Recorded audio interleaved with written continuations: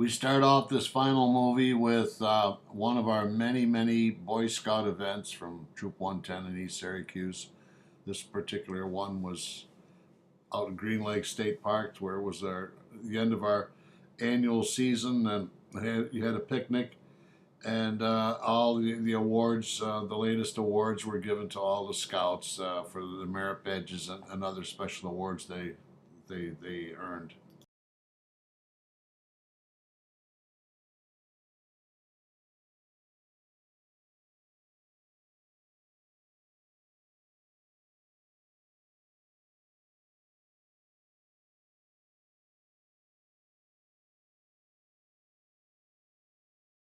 There's Steve stepping up to get his merit badges or whatever he earned during the last part of the year.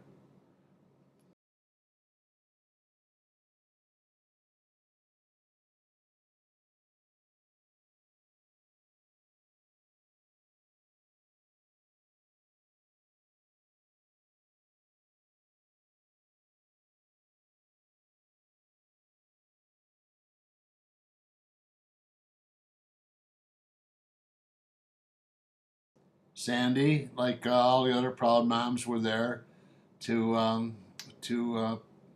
pay respect to their boys and their families in the scouting program.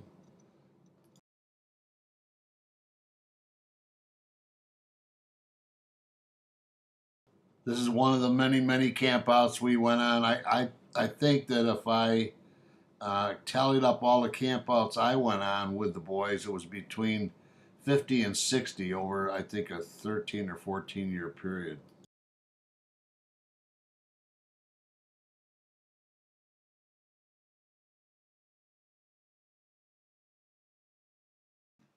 This was Arab Hill Camp um, up in Highland Forest. All the camps were pretty good. The other kids, like Scott and Steve, even now they remember some of the names of the actual camps. I think Altman Camp and Arab Hill and Pine. There was three camps up on top of the hill that were also great.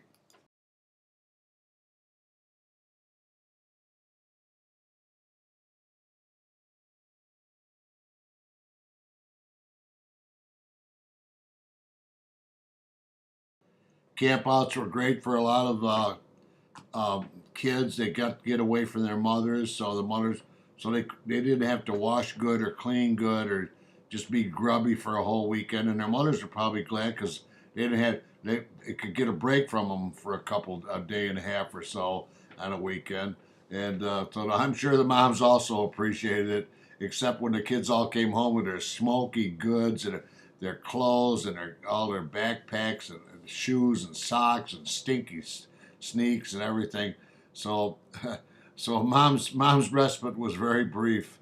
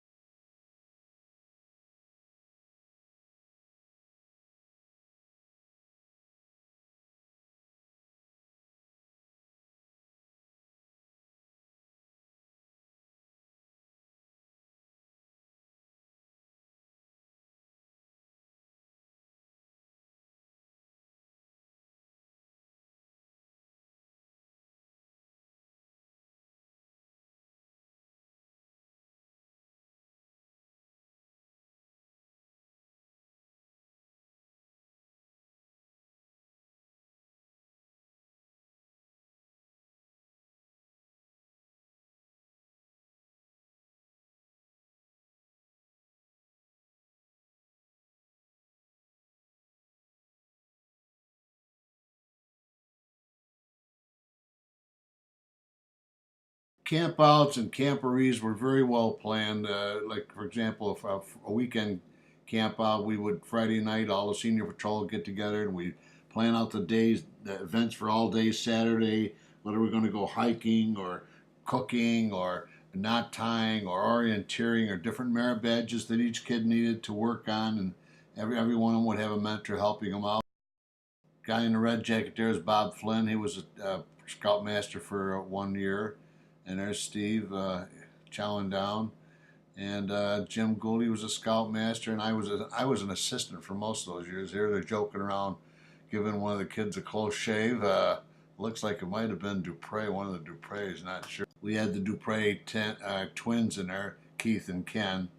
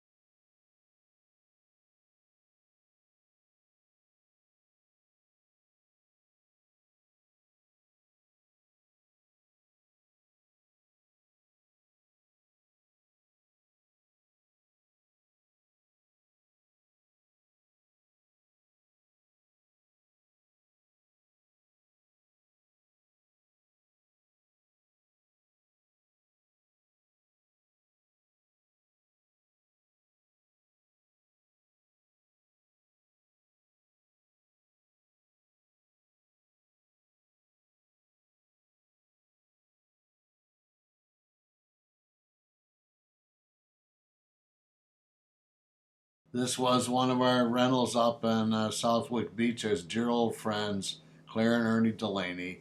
When Sam and I were just going together, 15, 16 years old, we used to babysit for them. Dear old friends, both passed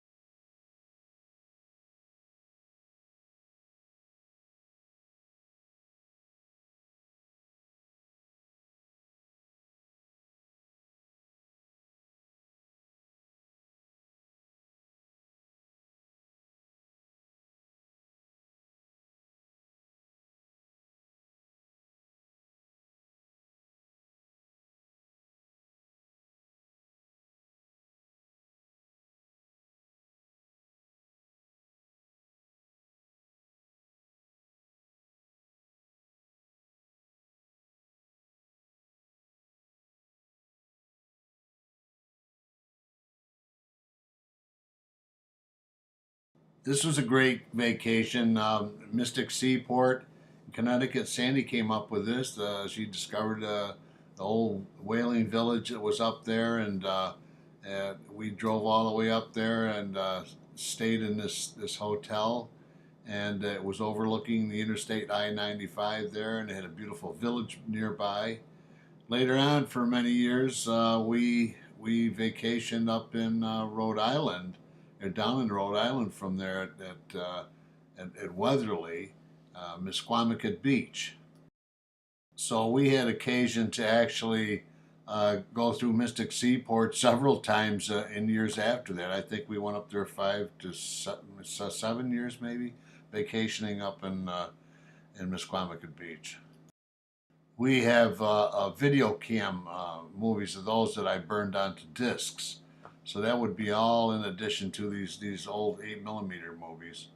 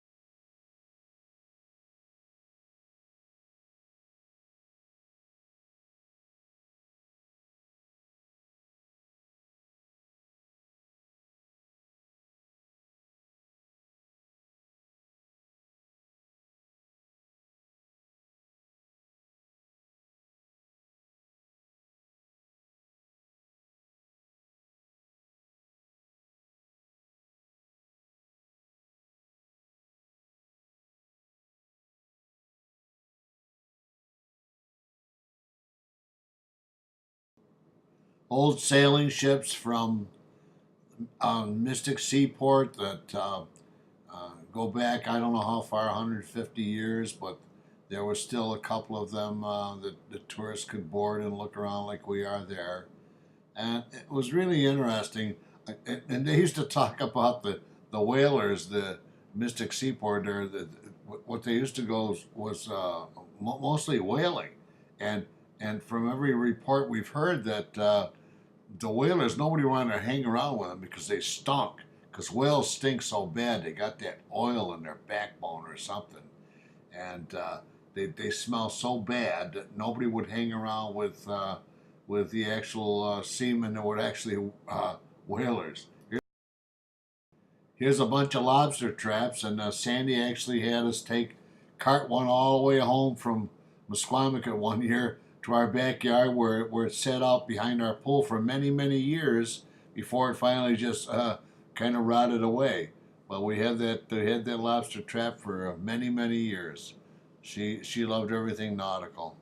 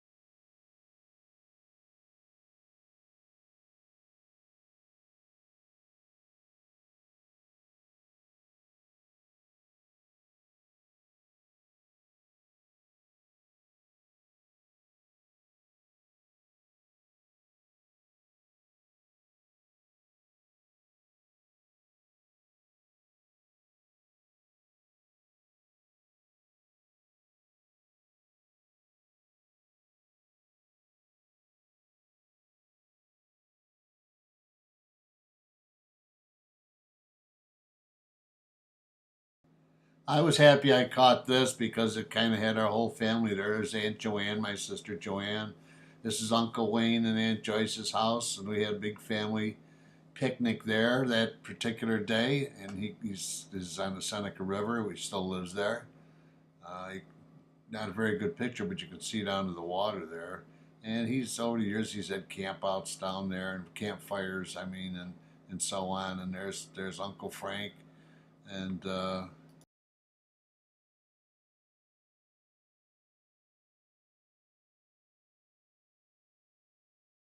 I think that was Joyce's mother's friend Steve, and there's Sandy and little Steve underneath the porch there. Let's see who else is in there. This frame. There's Dar posing for the camera. There's Melinda.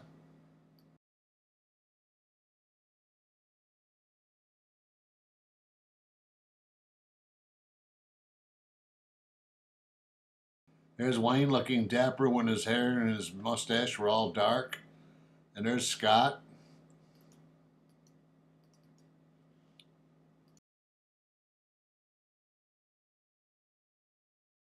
There's Michael up in the upper right hand corner there, and Billy Cooney.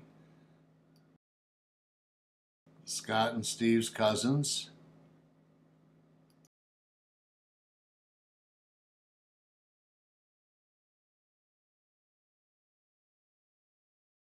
There's Graham up there in the middle. There's Paula showing off for the camera. Paula, who says we never got any pictures or videos of her. And look at look at that lovely set of teeth. Oh, she's going to love to see this one. Although I think I put this clip on Facebook before. Evidently, this is what Steve thought of her performance. There's Sandy sitting there enjoying the sunshine. And of course, not wanting to be on camera. And comes Steve to join her.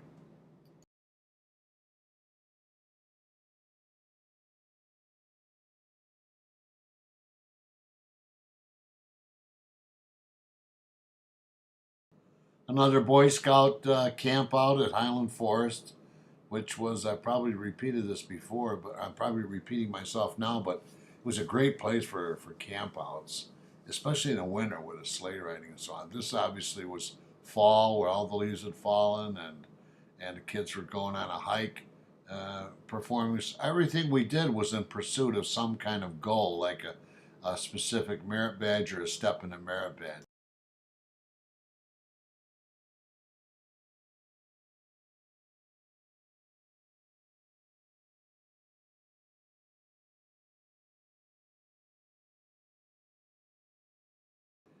years ago there, we never need anybody, an activist, an environmentalist telling us how to take care of ourselves or how to take care of the planet or how to act in the woods or how to preserve things or conserve things, because Boy Scouts by nature are taught to be conservative, and conservative in terms of conserving what you have that is great, and including, of course, the environment.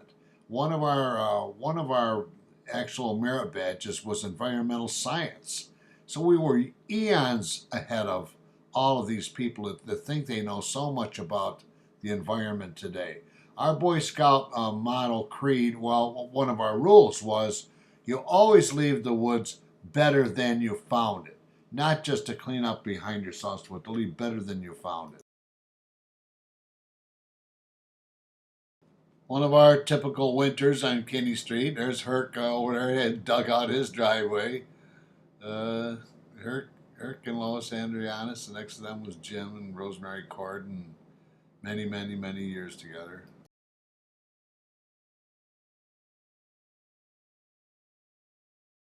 It's kind of ironic because today happens to be December 29th, 2012, and I'm looking out at the driveway, and except for the cars and the fence there that I eventually ran over, the front yard looks the same today. We've had 30 inches of snow in I think a week, or less than a week's time. And you can see by the design of these cars that these are pretty old. There's our 72 Ford 429 horsepower, and I guess I had a mustache then, huh?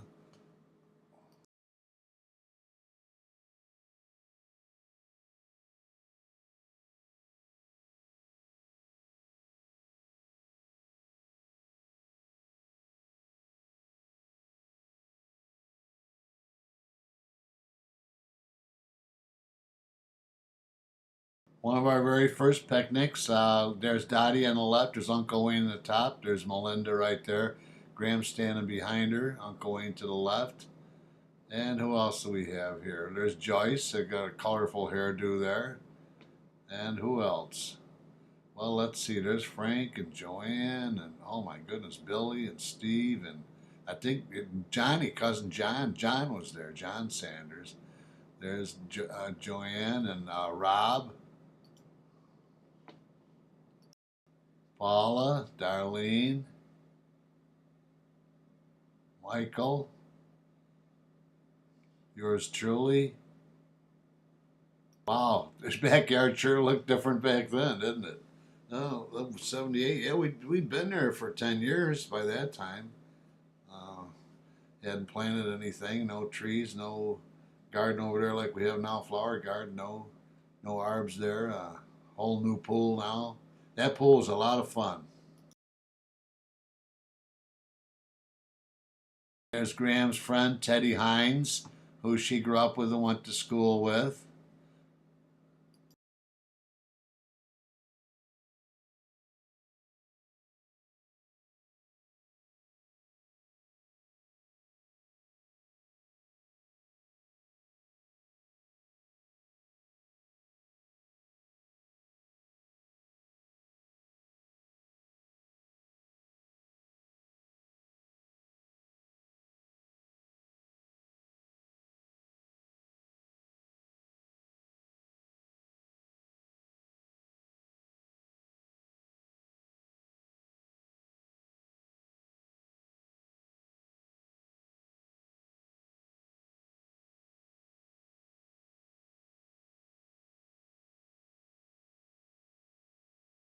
Paula, again, who always still complaining about not being in enough movies and pictures. Oh my goodness.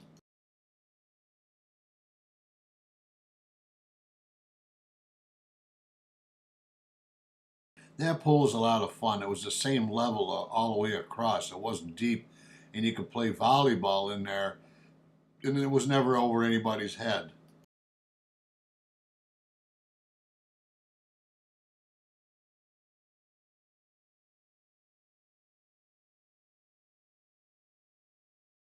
Bill and Dottie on this old swing set. One time we had 7 trees in the backyard. I had to cut them. I think I cut them all down except for one.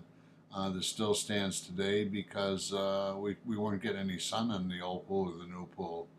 So we had to chop them down. So I hate cutting trees down, but oh, there's our little star again.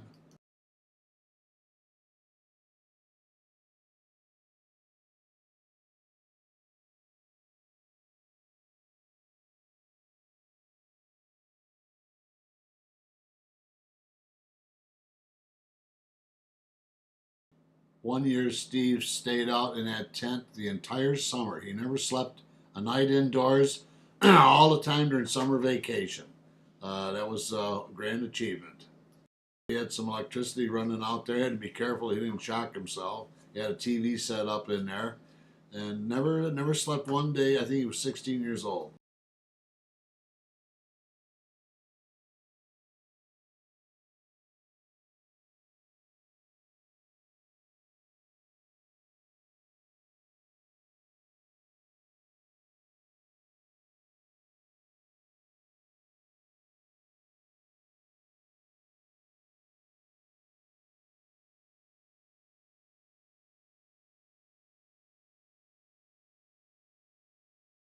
Oh, this particular clip was from, let's see, their cousins, the Silers came over.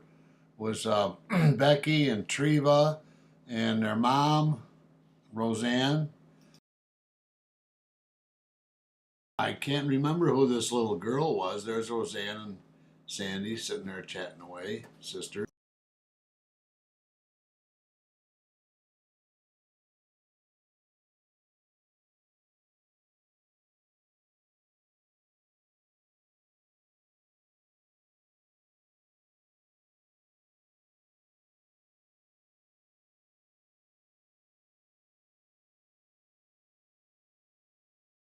Wow, I'm looking at this here, and boy, the backyard sure does look a little bit different now. I guess so. Wow, big changes, but that doesn't mean that back there it wasn't just as much or more fun with everybody involved, because that pool was just so flat and the same height for everybody, and we didn't have anything decorative steps or anything else. In fact, some of those. This was a big deal. This was the biggest vacation we ever had. It was 5,500 miles in 1979, of course, at the height of the gas crisis, where I remember even in New Orleans, lining up at the gas station to fill up that stupid motorhome that, well, I shouldn't call it stupid, but the motorhome got 5.5 miles a gallon, and the gas was almost $1 a gallon. That was unheard of. And here it was. I'm trying to manage the finances, and I had to contend with that the whole trip.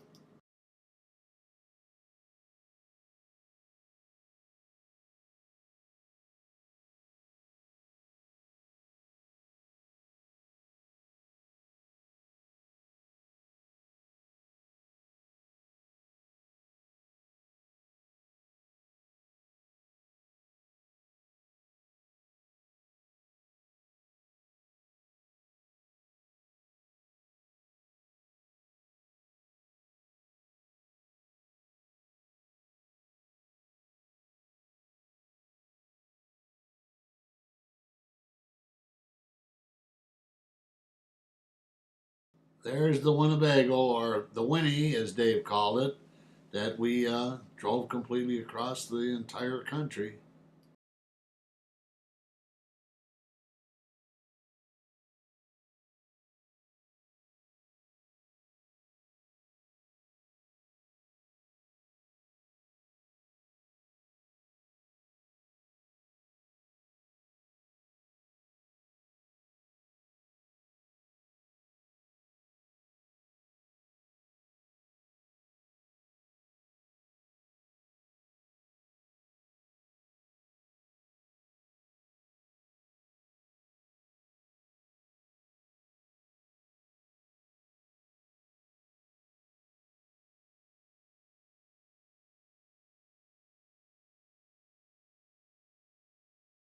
There's Renee with her with her broken leg.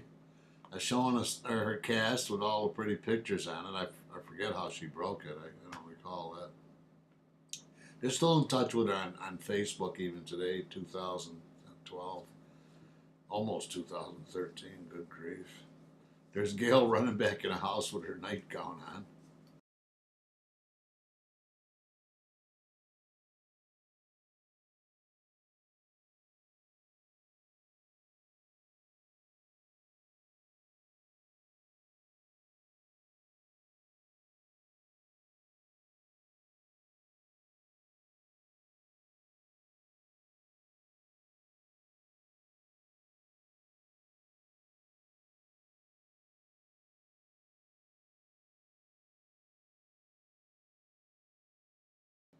Panama City was a lot of fun. I'd been down there in 1966. That was quite a few years after, but it was quite built up by then. I knew the kids would like it. In fact, when we went completely across the country and back again, we went to Panama City again on the way home. And I think if you ask the kids, out of all the places we'd been, from New Orleans to California, if there was only one place they could stay and play, what would it be? They would have picked Panama City.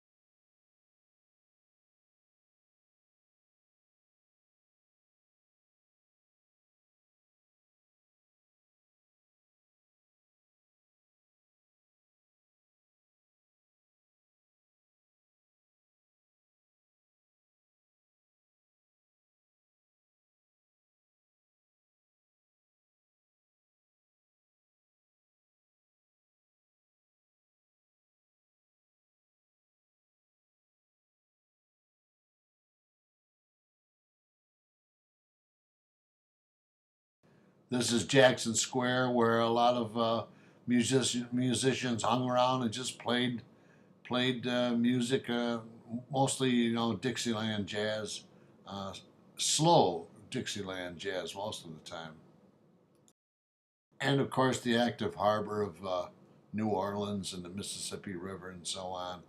Uh, Tremendous amount of history there. Here's you can see what the cars and looked like back there in 1979. Big old monster cars.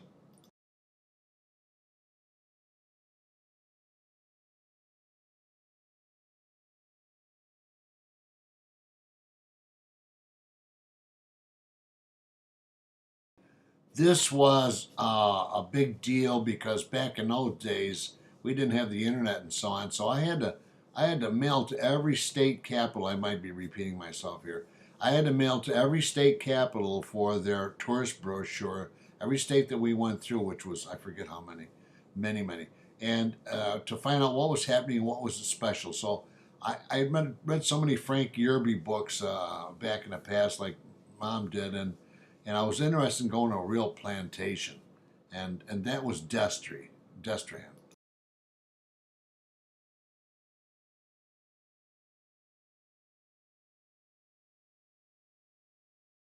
And of course, here we are on an actual real Mississippi River steamboat, paddle boat, and we had just been to a huge event. It's something like the Carrier Dome. It was a big New Orleans dome where they had famous restaurants, like a taste of Syracuse, a taste of New Orleans.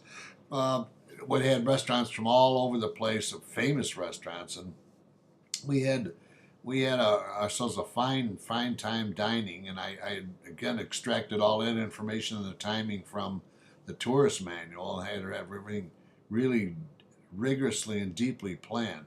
Here, Steve, we got on a boat and Steve got sicker than a dog because we had just eaten all that crazy food. We got in the riverboat. Oh my God, he tossed everything into the Mississippi River.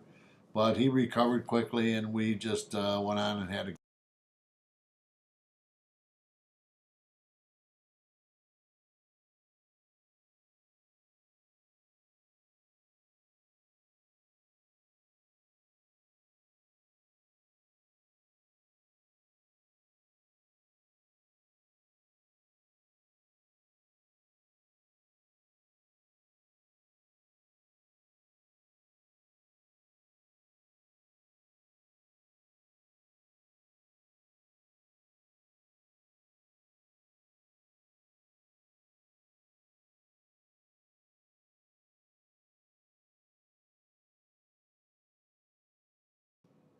Here are the folks. I must have rushed off first so I could get the movies. Here's Sandy waving her hand and Scott getting off the Mississippi Riverboat.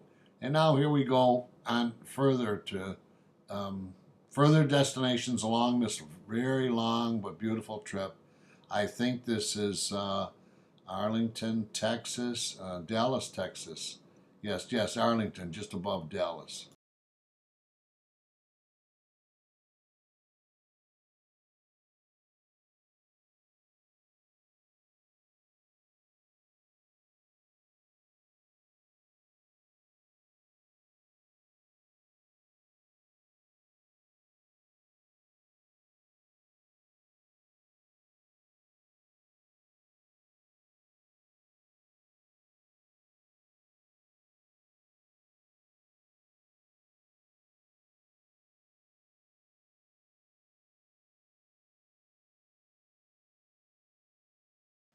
The famous Red River, as the song goes, the Red River Valley. So we went into Oklahoma and back down to Oklahoma just so we could say we'd been there, and then back down into Texas and what have we here? Ending the mountain time zone. So we're near the Continental Divide, and we just entered into New Mexico. We went to, I remember always looking forward to the Painted Desert. Here's Albuquerque, and Flagstaff was a great spot to go. And Arizona has like four different kinds of climates between the hot, temperate climates down in Tucson and so on with the sand and so on. And then way up north in the Grand Canyon where it snows and so on. It's a great state. And of course, people flock to, oh, there's me driving the old Winnebago. I don't know who was filming this. Pretty good, though. Pretty good job.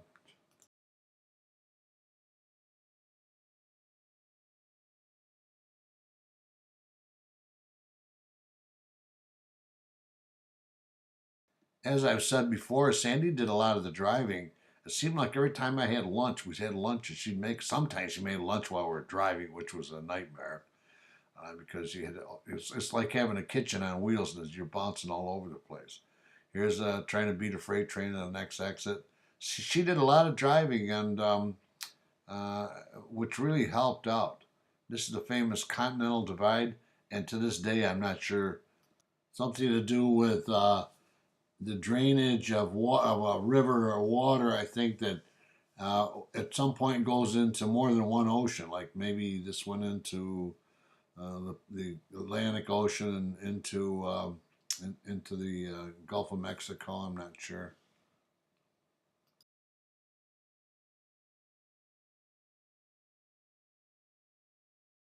This was an old jail somewhere in New Mexico. And the Painted Desert is, of course, famous, famous, famous. And it looks pretty good here. I remember at the time, and I don't want to put a negative thing on it, but I was not impressed with the painted desert. I just kind of wanted to get back into the Winnebago and move on because I was not all that impressed. I need to. It looks better on film than it does to the naked eye, or maybe I just didn't have kids.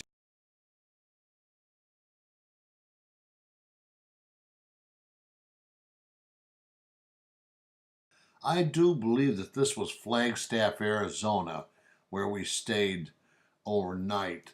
And it was the 4th of July. And some people actually had some fireworks out in the parking lot. And we stayed in an old adobe type, um, I don't know where, we stayed in a motorhome, but where we dined that night was out in the like an old adobe inn. It looked like something out of an old movie scene or something. With you expect John Wayne to see him coming walking down the stairs carrying a 6-gun or something. It was cool.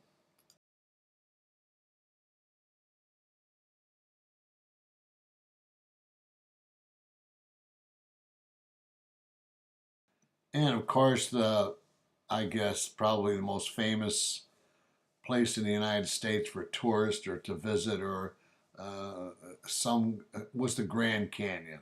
It is awesome, and I like to go back there every year. But this was, I think, the only time I'd ever been there before or since, and it is impressive. I wish we could have spent more than one day there, but I had a timetable to keep that no one else in the family was concerned about except me because I knew how many miles we had to cover each day to get where we were going.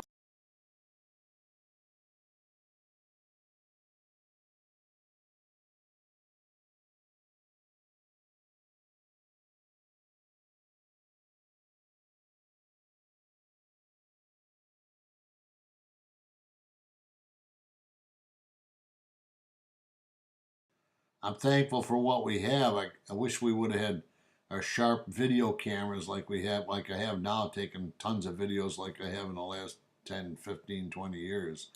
But they would have been, and plus with the sound and so on, which was of course lacking from this all of these old movies, and that's why you have to listen to me go on and drone on about where we were and where we were going and what we did. I tried putting some of this stuff to music. I've said this before in one of the videos, and uh, unfortunately, YouTube detected some kind of a third-party content or second-party content of music that was copyrighted or somebody's collecting royalties on or something, and I don't really understand it. But actually, some of the music I used that I actually paid for through iTunes, it still rejected it, and it stopped two of my movies. It stopped them dead where nobody could view them. So I had to go back and redo the whole movie and eliminate those tunes from video. Lake Mead, I was really looking forward to Lake Mead, and I was kind of disappointed because I didn't realize it was a man-made lake. I thought they had, evergreens and huge trees and beautiful forest. There was nothing there. It was just stone and water. This, however, was really impressive. The Boulder Dam, good grief. What an achievement by mankind to engineering wise and a devotion to try to conserve energy and to try to save water and so on. Boulder Dam is amazing. Also amazing, of course, is Las Vegas.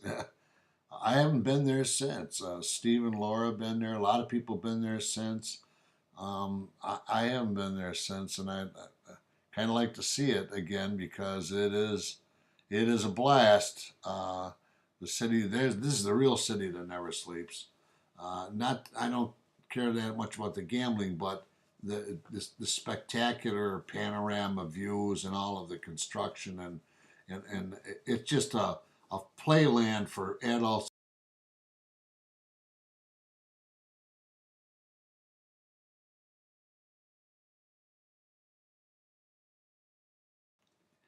From there we drove actually across Death Valley, all into the bottom of down near San Diego. We stayed in San Diego. We went up to Los Angeles, stayed with Jack Robertson. and there's Andriana's. I can't remember her name now.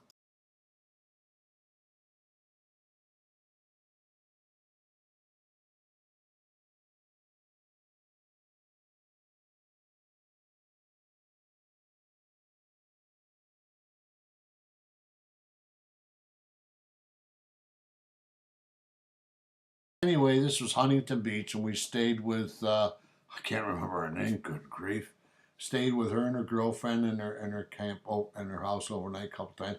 They took us into Hollywood. In fact, I had to go to one of them worked at a dentist, and I had to visit a dentist in Hollywood. But it was quite a thrill going to Hollywood and going to Grumman's Chinese Theater and seeing the Walk of the Stars and then all the hand the handprints of the stars, Ray Milland there, and something back east where I grew up with. Always wondered Shirley Temple, the famous stars and starlets, and that put their footprints and handprints here, it used to be called Grumman's Chinese Theater. I don't know what it is now, but the famous. Oh, your mom went crazy. She loved it. I loved it. Jeanette MacDonald and Nelson Eddy were the famous singers, opera type singers. Lou and Abbott Costello here, and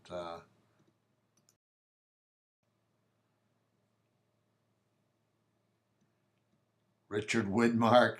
I think all these folks are all long gone now, but this was what 1949 when he put his handprints there and his footprints there. Wow, wow, it's really something. It's taking me back now to 1963. I can't see who that was, whose name was up there in the top there. This was a replica of Marilyn Monroe and her famous dress blowing up to show her legs and so on. And here we are in the streets of Hollywood and Vine, uh, just enjoying our. I don't think I've ever been to LA before or since. I've been there in an airplane going business wise, but not like this. The famous Walk of the Stars, where I don't know who appointed them stars or how they became, but really, really the top famous stars had their own sidewalk. And this was a tour we went on, where you tour the homes of the rich and famous, or actually the homes of the Hollywood stars, the homes of the stars. That was it. And they would point out who lived here and who lived there, and we were all just tongue tied. Wow, tongues hanging out, mom and me anyway, knowing who all these old stars were and where they lived and so on. And it was kind of like peering into their houses.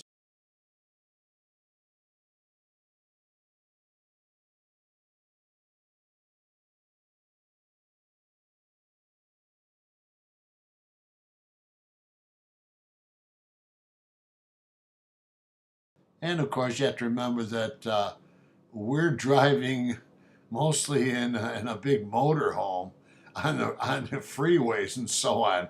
So it had to be like devil may care. You just force your way on a freeway and force your way off, and that's the way you had to drive in California.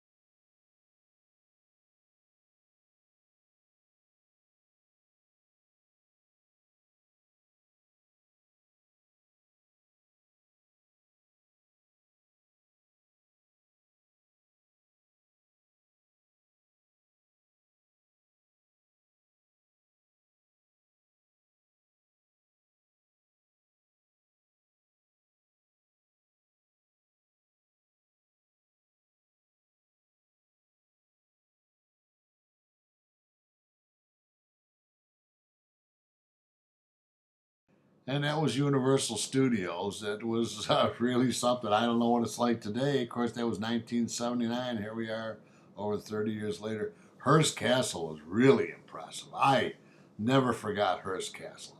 I mean, this is where the rich really flouted what they had, but it was really something. Randolph Hearst, who had all the newspapers in California, used to invite all the big old time stars of silent movies and then the early talkies and so on. And he had them all at his house. Look at that swimming pool. It's just fantastic. Of course, now the state owns it and they run it just as a tourist attraction. But to think that Hearst even had his own zoo there, the kind of and guest rooms had gold-plated faucets and so on, things like that. Really, and for a star or anybody in the movies that was to be invited there, just to be invited there was a real special deal.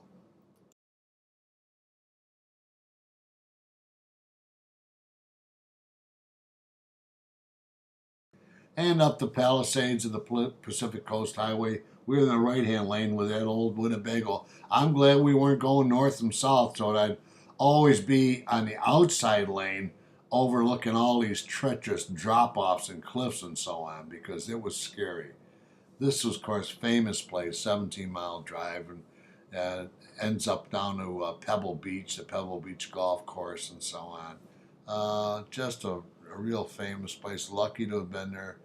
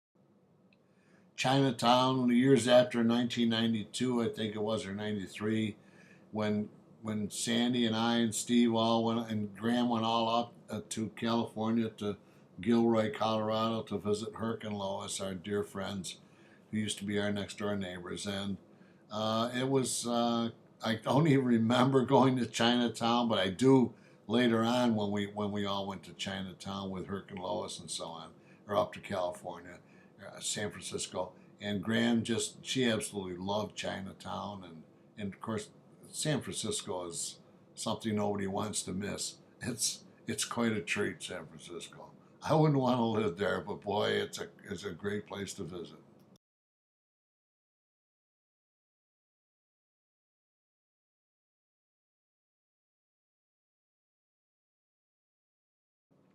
This was Paul and Gilda Hickett, Hicquet, who lived right around on Tilden Drive, who Sandy worked with for years. Paul had the laundromat there, and her and he and Gilda and Sandy ran the laundromat.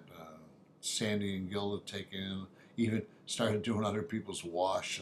That was kind of funny because Mom never really wanted to do that. It was tough enough for her doing our wash.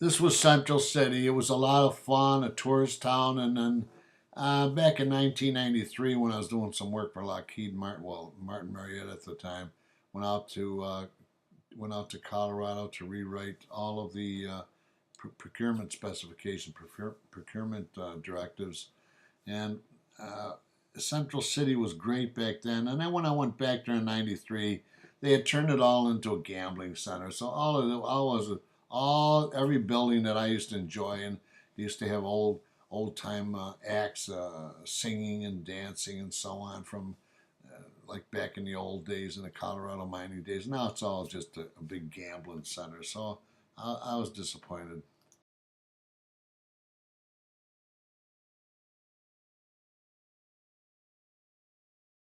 Now we go on quite a fast trip through Colorado and Kansas and Missouri and so on, leaving Colorado, entering Kansas.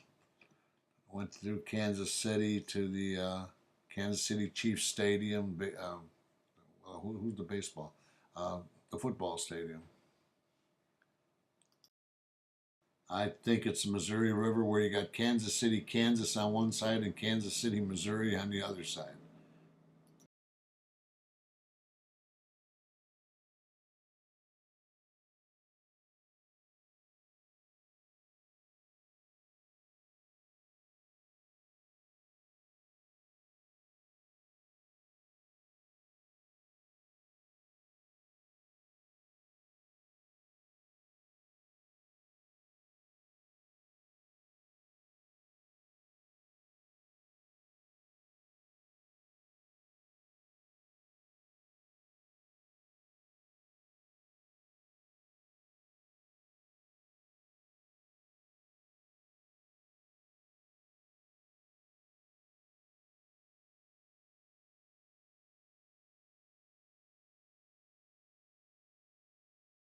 I slowed all these clips down quite a bit so we could see where. Looks like we already been through Missouri. Now we're back down into Arkansas. I didn't even remember we went back into Arkansas.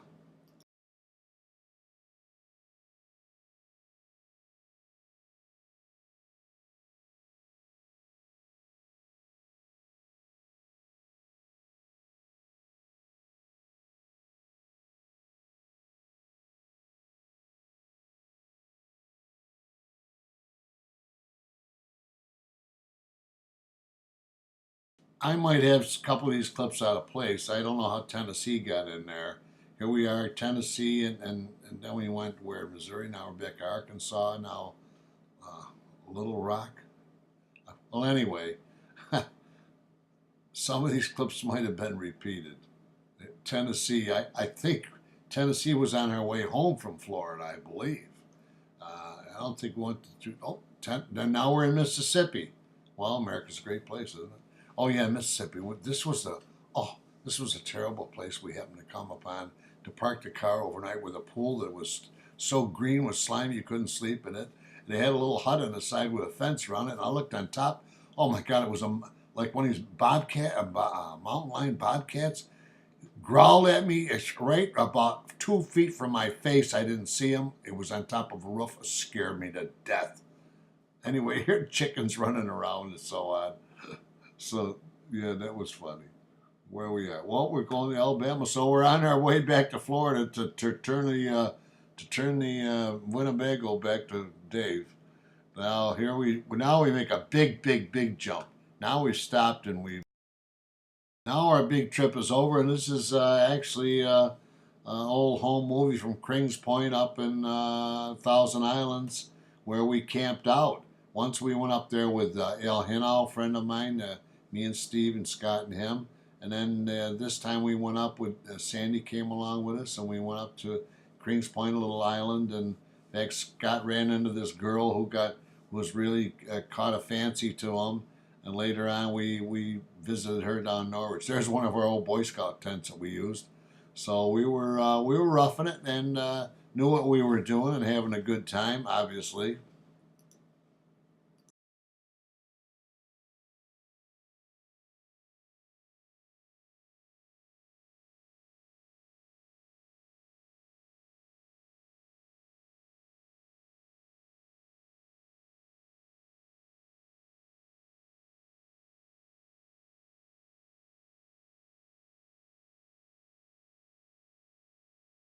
Now we jumped up into the state fair. I don't know what year it was, probably 1980, something like that. There's Reverend Vogel. Oh, that was out in Canandaigua. There was a small amusement park out in Canandaigua, and that's where this was from. Yeah, he was a great guy, great minister. He was a Methodist minister in our Methodist Presbyterian Church. And this Scott's friend came up from Norwich to go to the state fair. She'd never been before, so like I said, she was sweet on Scott, and Scott was I tolerating her, I guess, and probably liked the attention. I don't know. Of course, that was before he met Karen, and where Karen just swept him off of his feet, or somebody swept somebody. I forget who had the broom.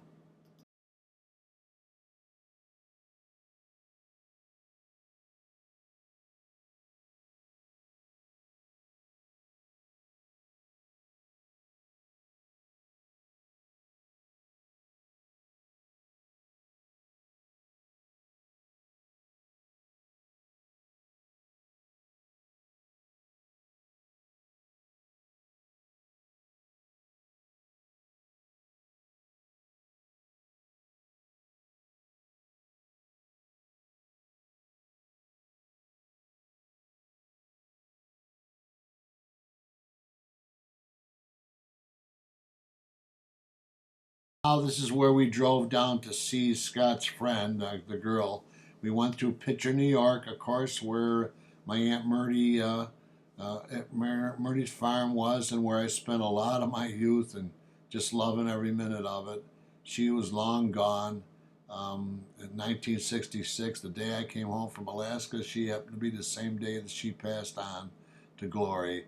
And she was a fine woman. It was a fine place, and we used to just love to go there when I was a kid. I wish that we could have had that place when my kids were growing up and when my grandkids were growing up. That was quite a country place. And the girl lived down in Norwich, so we continued on down to there to meet her and her. I think it was her mother and her grandfather.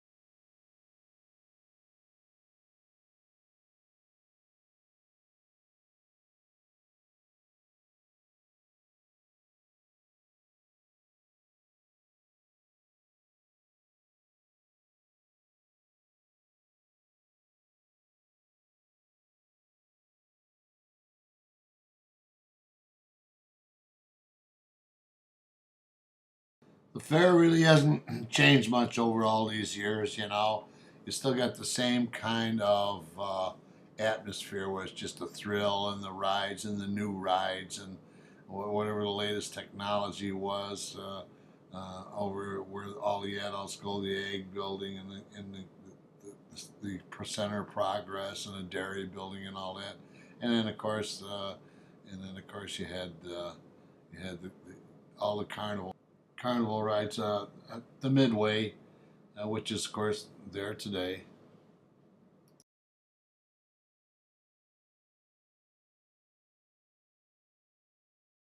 Ride and so on. I think this was her grandfather down in Norwich. We I think when we took him to State Fair and then we drove him back down there.